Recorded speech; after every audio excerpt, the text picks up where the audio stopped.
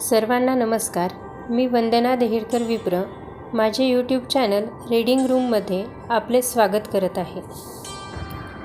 आज जे पुस्तक मी वाचणार आहे ते आहे पंडित श्रीपाद दामोदर सातवळेकर. याचे लेखक आहेत श्रीराम चंद्रहास जोशी. पंडित श्रीपाद दामोदर सातवळेकर. सह्याद्रीच्या दक्षिणेचे टोक माधवगिरीच्या बाजूने वाहणारी हिरण्यकेशी ओलांडून पठाराच्या पायथ्याने दक्षिणेकडे जाणारा रस्ता. हा मार्ग एका खिंडीपाशी येतो आणि खिंडीत उभे राहताच आपल्या मुक्त हस्ताने केलेली निसर्गाची उधळण दृष्टीला पडते. हाच फोंडा घाट.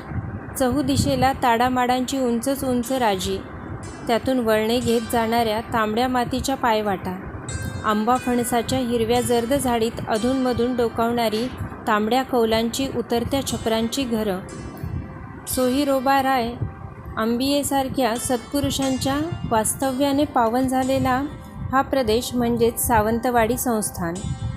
गावापासून 1.5 मैल चालल्यावर लागते ते कोलगाव.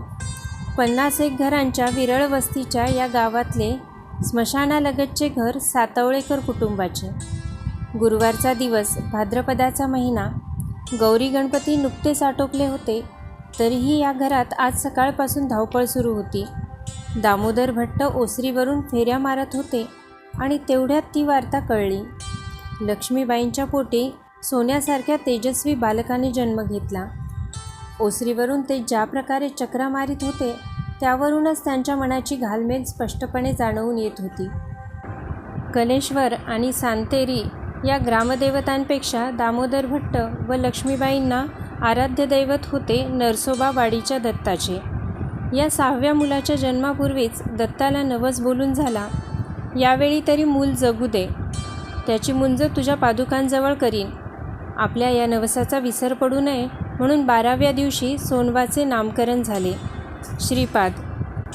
भाद्रपद कृष्णषष्ठी शके 1789 म्हणजेच 19 सप्टेंबर 1867 साली कोलगावात जन्मलेले हे मूल आयुर्वर्ष शतम नृणाम या उक्तीप्रमाणे 102 वर्षे निरोगी आयुष्य जगले. केवळ जगले नाही तर वेदमूर्ती पंडित श्रीपाद दामोदर सातवळेकर अशा बिरुदावलीने जगतविख्यात झाले. बालपण. श्रीपाद 4 वर्षांचा झाला. आता तो धूळपाटीवर धुळाक्षरे गिरवू लागला होता. सातवळेकरांचे घराणे वैदिक. त्यांच्याकडे कोलगाव, पुणेकरी व सावंतवाडी या 3 गावांची जोसकी. वडील दामोदर भट्ट, आजोबा अनंत भट्ट, पंजोबा कृष्ण भट्ट हे सारे ऋग्वेदी वैदिक परंपरेतले वसिष्ठ गोत्राचे. घरात ग्रंथाचे व याज्ञिकीचे सतत अध्यापन, त्यामुळे छोट्या श्रीपादच्या कानावर सदैव मंत्रघोष पडत असे. आपल्या वयाच्या इतर मुलांपेक्षा श्रीपादला कितीतरी स्तोत्रे मुखोद्गत झाली. 7 वर्षांचा श्रीपाद लेखन वाचन करू लागला. याच सुमारास श्रीपादला आणखी 2 भावंडे सोबतीला मिळाली, कृष्णा उर्फ सखाराम आणि सीताराम. शिक्षण. वयाच्या 5व्या वर्षीच शिक्षणाचा श्रीगणेशा झाला होता. वाचन येऊ लागले होते. दिवसा व संध्याकाळी दामोदर भट्ट श्रीपादकडून अनेक स्तोत्रे पाढे पाठ करून घेत. या वयातच श्रीपादला अकर्की, एकोमी, पावकी, निमकी ते औटकीपर्यंत सर्व पाढे पाठ झाले. मौंजी बंधनानंतर वयाच्या 8व्या वर्षी श्रीपादने कोलगाव सोडले आणि सावंतवाडीला मराठी शाळेत शिक्षण सुरू झाले. श्रीपाद अभ्यासात हुशार असल्याने शिक्षकांसोबतच विद्यार्थ्यांमध्येही प्रिय. मराठी 6व्या वर्गापर्यंत त्याने 1-2 क्रमांक कधी सोडला नाही. सावंतवाडीला शिकत असताना श्रीपाद माठेवाड्यात मामा पेंढारकरांच्या घरी राहिला होता. दररोज स्नानसंध्या सूर्यनमस्कारांसोबतच त्याने स्वावलंबनाचीही सवय जडवून घेतली. स्वतःचे कपडे स्वतः धुणे, अंथरूण पांघरून घालणे, वापरल्यावर नीट घडी करून ठेवणे अशा सवयी त्याने लावून घेतल्या. वयाच्या 14व्या वर्षी मराठी 6वी उत्तीर्ण केल्यावर श्रीपादने मराठी शाळा सोडली आणि इंग्रजी शाळेत शिकावे असे त्याच्या मनाने घेतले. पण याचवेळी कोलगावात थोडे विपरीत घडले होते. श्रीपादच्या आजोबांनी ज्या कृष्णभट्ट हळवे यांना आपल्या घरी आश्रय दिला होता, त्यांनी दामोदर भट्टांना मोडी अक्षर वाचता न येण्याचा फायदा उठवून सातवळेकर कुटुंबाकडे असलेली अर्ध्या गावाची मालकी आपल्या नावे करून घेतली. त्यामुळे दामोदर भट्ट निष्कांचन झाले. मुलाच्या शिक्षणासाठी 8 आणे उचलून देणेही त्यांना दुरापास्त झाले. एकूणच पुढील शिक्षणासाठी श्रीपादला परिस्थिती प्रतिकूल होती. ही गोष्ट श्रीपादच्या मनाला अतिशय लागली आणि त्याने घरच्या घरीच इंग्रजी अभ्यास सुरू केला. बळवंतराव लुकतुके यांच्या हाताखाली सावंतवाडीत इंग्रजीचे पहिले पुस्तक हातावेगळे केले. त्यांची शिकवण्याची पद्धत इतकी सुंदर होती की त्या अभ्यासानंतर श्रीपाद रॉयल रीडर वाचू लागला. काही अडले तर तो इतर विद्यार्थ्यांना विचारित असे. यामुळे पत्रव्यवहार करण्याएवढी आणि कोणत्याही विषयावरील इंग्रजी पुस्तक समजेल इतपत श्रीपादची तयारी झाली. पण इंग्रजीतून बोलता आले पाहिजे या स्वप्नाची पूर्तता होऊ शकली नाही. श्रीपाद उच्च माध्यमिक शाळेत शिकत असताना चिंतामण शास्त्री केळकर संस्कृत विषय शिकवत असत. श्रीपादने संस्कृत व्याख्यान मंडळ स्थापन केले. त्यात दर आठवड्यात विविध विषयांवर संस्कृतातून व्याख्याने होऊ लागली. वादविवादही सुरू झाले. साधारणपणे 7-8 मंडळी या व्याख्यान मंडळात येत असत. याच सुमारास योगायोगाने सावंतवाडीला संकेश्वर मठाचे शंकराचार्य आले. त्यावेळी श्रीपादने धर्म या विषयावर संस्कृतातून अस्खलित व्याख्यान दिले. ते भाषण ऐकून शंकराचार्यांना शाबासकी दिल्या वाचून राहवले नाही. घरच्या मंडळींना जेव्हा हे समजले तेव्हा दामोदर भट्टांच्या आनंदाला पारावार उरला नाही. आपले अपत्य खरोखरच दत्तात्रेयी कृपा घेऊन जन्मले आहे ही त्यांची धारणा पक्की झाली. दामोदर भट्टांना चित्रकलेचे नैसर्गिक वरदान होते. घरातल्या भिंतीवर ते उत्तमोत्तम चित्र चितारीत असत. हाच वारसा श्रीपादकडे आला होता. 1875 सालात सावंतवाडीला आल्यापासून श्रीपादने आपला हा चित्रकलेचा छंद जोपासला होता. गावी गेल्यावरही श्रीपाद आमराईत किंवा शेजारच्या बागेत जाऊन तासनतास बसून राही. झाडांकडे टक लावून पाहत राही आणि हातातल्या कागदांवर त्या झाडांचं प्रतिबिंब उमटत जाई. वेस्ट्रॉप याने 1887 तांत्रिक शाळा सुरू करताच श्रीपाद त्यात दाखल झाला. त्याचा कलामोहर बहरला आणि दरवळूही लागला. या शाळेत श्रीपादने चित्रकलेच्या 2 परीक्षा दिल्या. वडिलांकडून वारसा हक्काने उचललेल्या चित्रकलेला मालवणकर गुरुजींनी हातोटी दिली. ती इतकी की पाहता पाहता श्रीपाद छोट्याशा चित्रावरून हुबेहूब तसेच मोठे चित्र चितारू लागला. रुपयाला 25 शेर तांदूळ मिळवण्याच्या त्या काळात श्रीपादला एकेका चित्रासाठी 5-5 तर कधीकधी 10 रुपयेही मिळू लागले. अवघ्या 3 वर्षात ही पात्रता बाणवल्यावर श्रीपादने मुंबईला जे स्कूल ऑफ आर्ट्समध्ये पुढचे शिक्षण घेण्याचे स्वप्न उराशी बाळगले. विवाह काळाला अनुसरूनच दामोदर भट्टांनी श्रीपादचा विवाह त्याच्या 22व्या वर्षी माणगावच्या साधलेंची कन्या काशी हिच्याशी निश्चित केला. नरसोबावाडीच्या दत्तगुरूंच्या कृपाप्रसादाने झालेल्या या पोरासाठी दत्तभक्त साधलेंचे स्थळ यावे हाही एक योगायोगच होता. साधलेंच्या घराण्यात संत टेंबेस्वामी हे मोठे दत्तभक्त होऊन गेले. त्यांच्याकडचे स्थळ आल्यावर दामोदर भट्टच काय पण लक्ष्मीबाई देखील आनंदून गेल्या. मुहूर्त काढला. पुण्यहवाचन झाले आणि प्रथेप्रमाणे श्रीपाद घोड्यावर बसून 7 मैलांवरच्या माणगावच्या दिशेने निघाला. गोरज मुहूर्तावर मंगलवाद्यांच्या गजरात श्रीपादने चिसौका काशीचे करग्रहण केले. दुसऱ्या दिवशी सकाळी 10-10:30 वरात कोलगावात पोहोचल्यावर गृहप्रवेश झाला. लक्ष्मीपूजनानंतर श्रीपादने आपल्या नववधूचे नामकरण सरस्वती केले. 12 वर्षांच्या सरस्वतीचे शिक्षण बेताचेच होते. घरकामात मात्र ती कृत्यदक्ष. पण आपल्या सहधर्मचारिणीला लिहिता वाचता आले पाहिजे हा श्रीपादचा आग्रह होता. त्यामुळे घरच्या घरीच सरस्वतीबाईंचे शिक्षण सुरू झाले आणि वर्षभरातच त्या लिहू वाचू लागल्या. जे स्कूल ऑफ आर्ट्समध्ये एका उदार सुहृदय गृहस्थांच्या दरमहा 10 रुपये देणगीच्या भरवशावर दामोदर भट्टांनी श्रीपादला मुंबईला पाठवण्यास राजीखुशी दाखवली.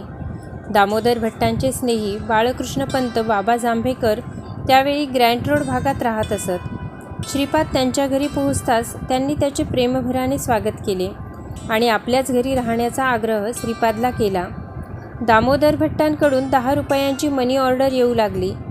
त्यातले 6 रुपये खानावळीला जात उरलेल्या रकमेतून 1 रुपया रेल्वे पाससाठी, 1 रुपया शाळेच्या शुल्कापोटी आणि 2 रुपये किरकोळ खर्चात जाऊ लागले. मोठी चित्र काढून देण्यासाठी अधूनमधून 10-5 रुपये मिळू लागले आणि साऱ्या खर्चाचे गणित बसले. स्वावलंबनाने जगणाऱ्या श्रीपादला दुसऱ्या वर्षीपासून छात्रवृत्ती मिळू लागली. याशिवाय चित्रे मोठी करून देण्यातून बरीच कमाई होऊ लागली. त्यामुळे घरून पैसे येण्याची गरज संपली आणि श्रीपादचे जीवन पूर्णपणे स्वावलंबी झाले. एवढ्यावरच श्रीपाद थांबला नाही. प्रत्येक वर्षी कोणती ना कोणती बक्षिसे आणि पारितोषिके मिळविण्याचा सपाटाच त्याने सुरू केला. मुंबईतूनच नव्हे तर पुणे, मद्रास व सिमल्यातूनही त्याने बक्षिसे पटकावली. सर्व विद्यार्थ्यांना भुरळ टाकणारे आणि त्यांच्यात महत्त्वाकांक्षा निर्माण करणारे मेयो पदक तर श्रीपादने एकदा नव्हे 2दा पटकावले. एकदा चित्र रंगवण्यासाठी आणि दुसऱ्यांदा शिल्पकलेत.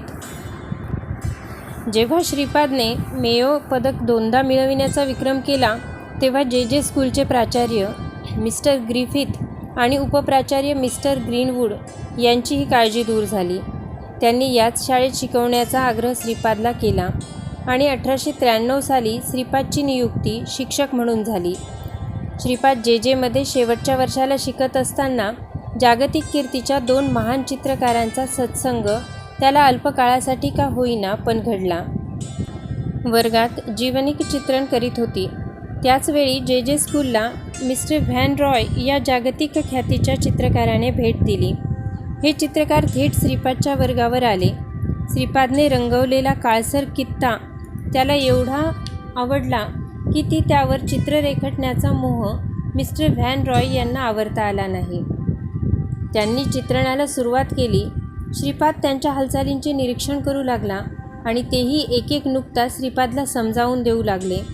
हा सत्संग श्रीपादसाठी ठेवा ठरला.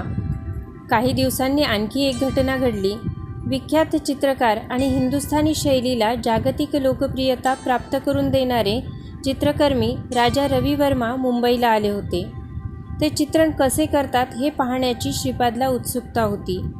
आपल्या काही सोबत्यांना घेऊन भीतच श्रीपादने त्यांना गाठले आणि आश्चर्याची गोष्ट अशी की एवढ्या मोठ्या कलाकाराने या विद्यार्थ्यांची विनंती तात्काळ मान्य केली. श्रीपादसाठी तर ती संस्मरणीय स्वानुभूती ठरली. श्रीपादने त्यांच्या निश्चितार्थी हस्तकौशल्याचे निरीक्षण केलेच पण व्यक्तिमत्वाचाही अभ्यास केला.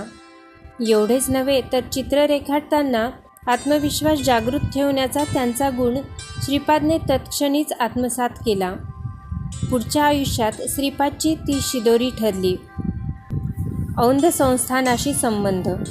मेयो मेडल 2दा पटकावल्याने 6 अध्यायींना जसा श्रीपादच्या मैत्रीचा गर्व होता तसाच आणखीही काहींना होता. त्यातलेच एक नाव श्रीमंत बाळासाहेब पंत प्रतिनिधी. औंधच्या संस्थानिकांचे हे चिरंजीव. बाळासाहेबांना श्रीपादची चित्रकला अतिशय आवडे. बाळासाहेबही त्यावेळी मुंबईत शिकत होते. सातारा जिल्ह्यातले औंध संस्थान हे त्या काळी नावाजलेले संस्थान होते. संस्थानचे श्रीमंत महाराज मोठे रसिक व कलाप्रेमी. पौषाच्या महिन्यात संस्थानात नाटकांना बहर येई.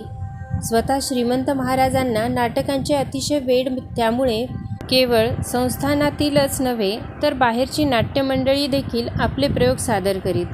श्रीपादच्या चित्रकलेवर बालासाहेब युवराज एवढे लुब्ध होते की संस्थानातून बसवल्या जाणाऱ्या नाटकांचे पडदे श्रीपादनेच रंगवावे अशी गळच ते घालीत. श्रीपादलाही त्यांचा हा आग्रह मोडता येत नसे. मग काय, श्रीपादची सुट्टी अनेकदा औंधासच जाई. लोकमान्यांशी संबंध. जे स्कूलमध्ये शिक्षक म्हणून नियुक्ती झाल्यावर श्रीपादला दरमहा 50 रुपये पगार मिळू लागला. शिवाय चित्रांची कामे करण्यासाठीही 10-20 रुपये वरकमाई होऊ लागली. एका कुटुंबाचा खर्च भागण्यास ही प्राप्ती पुरेशी होती. त्यामुळे श्रीपादने कोलगावातून पत्नीला मुंबईस आणले. उदरभरणासाठी चित्रकलेचा कुंचला हाती घेतलेल्या श्रीपादने संस्कृत ग्रंथांचे वाचन व अभ्यास सोडला नव्हता. त्यातूनच त्याला वेदांचे अर्थ लावण्याची उर्मी आली. बरीच मेहनत घेऊन आणि प्रदीर्घ वेळ खर्ची घालून श्रीपादने हेही आव्हान पेलले.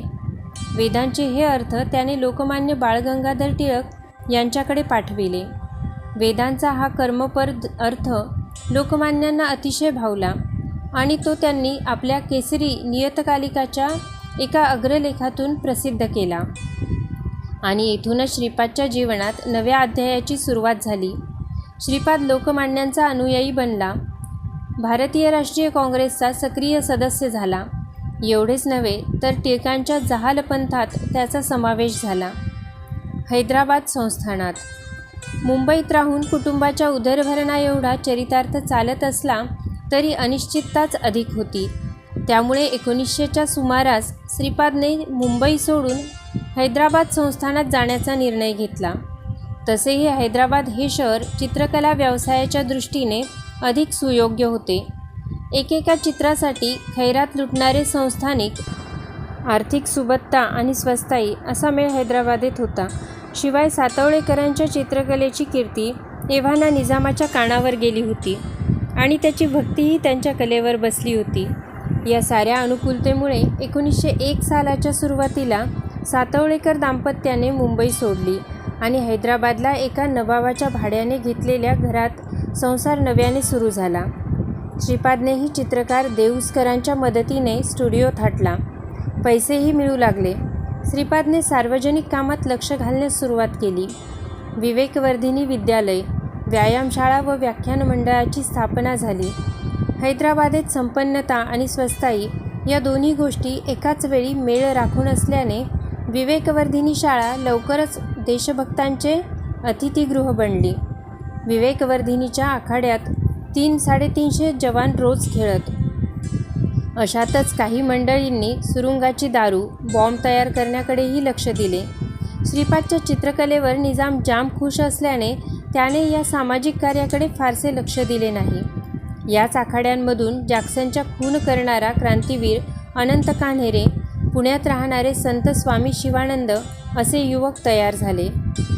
पंडितजी हैदराबादेत कर्त्या व नेत्या मंडळींशी आलेल्या संपर्कामुळे श्रीपादचे येणे जाणे काही सार्वजनिक संस्थानांमधूनही घडू लागले आणि केशवराव कारटकर वकिलांच्यामुळे श्रीपादचा संपर्क आर्य समाजाशी आला. याच दरम्यान वामनराव नाईकांच्या बंधूंनी रायचुरात सोमयाग केला. त्यात 3 बकऱ्यांचा बळी चढविण्यात आला. त्यामुळे यज्ञात पशुहिंसा इष्ट की अनिष्ट असा वाद सुरू झाला. श्रीपादने बलिप्रथा अनिष्ट असल्याचा पक्ष घेऊन हिंदी भाषेत वैदिक यज्ञसंस्था या नावाची 3 पुस्तके प्रसिद्ध केली. तसेच ज्ञानप्रकाश नियतकालिकातूनही काही लेख प्रसिद्ध झाले. जातीव्यवस्था, वर्णव्यवस्था व अस्पृश्यता निवारण असे या लेखांचे विषय होते.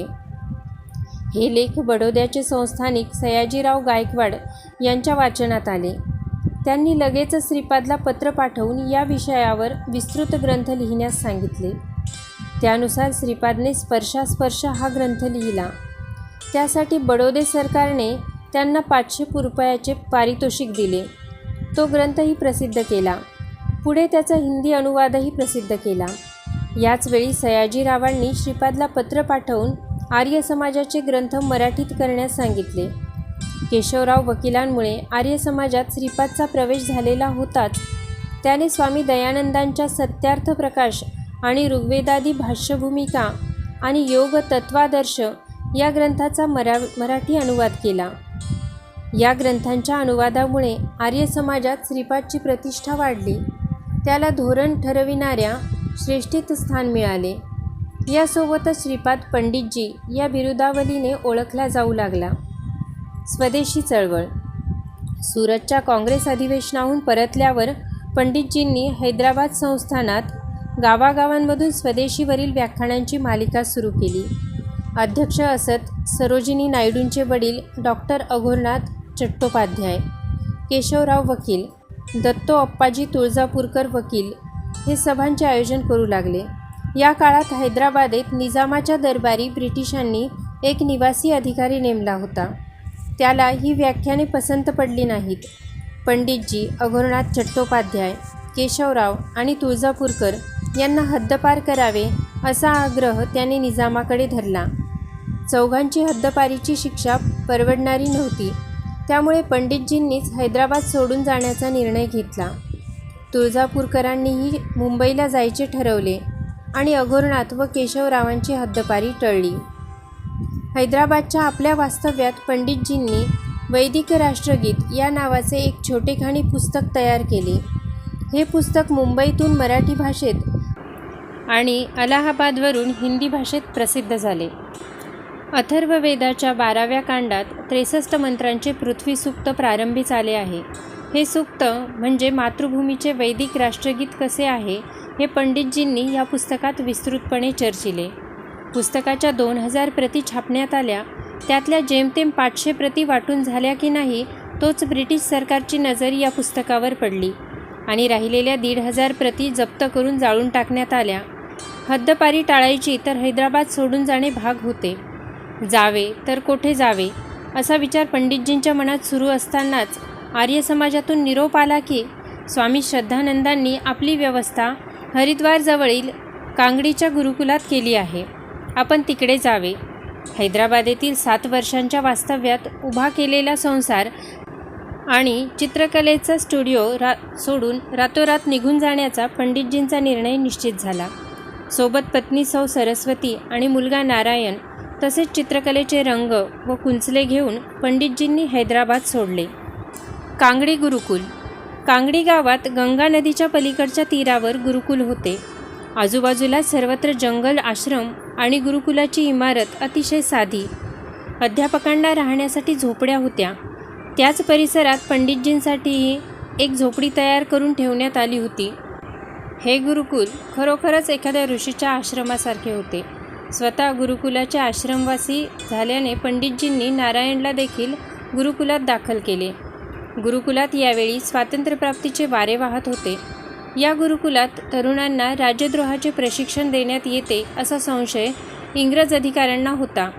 कारण महात्मा मुंशीरामजी कधीच कोण्या सरकारी अधिकाऱ्याला गुरुकुल पाहण्यासाठी बोलवीत नसत. त्यामुळे ब्रिटिश अधिकाऱ्यांनी ब्रह्मचार्यांना इंग्रजी शिकवण्यासाठी रेव्हरंड अँड्र्यूज यांची नियुक्ती गुरुकुलात केली. ते ब्रह्मचार्यातच राहत व आश्रमवासियांसारखे वागत, इंग्रजी भाषा शिकवीत व त्याचवेळी हेरगिरीही करीत. वर्षभर गुरुकुलात राहिल्यावर इथे राजद्रोहाचे शिक्षण दिले जात नाही असा अहवाल त्यांनी ब्रिटिश अधिकाऱ्यांना दिला. तेव्हा कुठे ब्रिटिशांचा संशय थोडा दूर झाला. धन्यवाद.